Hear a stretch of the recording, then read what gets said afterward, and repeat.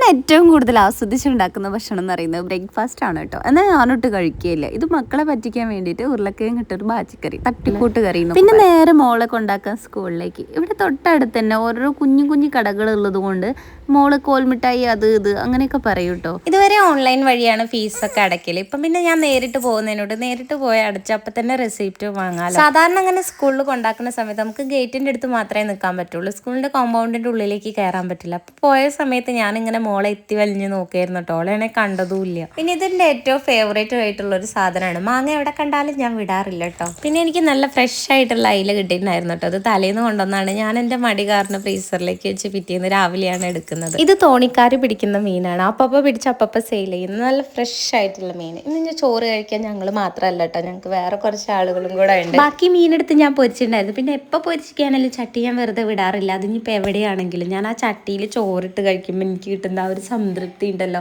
അത് എത്രയാണെന്ന് പറഞ്ഞറിയിക്കാൻ പറ്റില്ല കേട്ടോ. എത്ര കണ്ട് സേഫാണ്, എത്ര കണ്ട് ഹെൽത്തിയാണ് എന്നുള്ളതൊന്നും പറയാൻ പറ്റൂലെങ്കിലും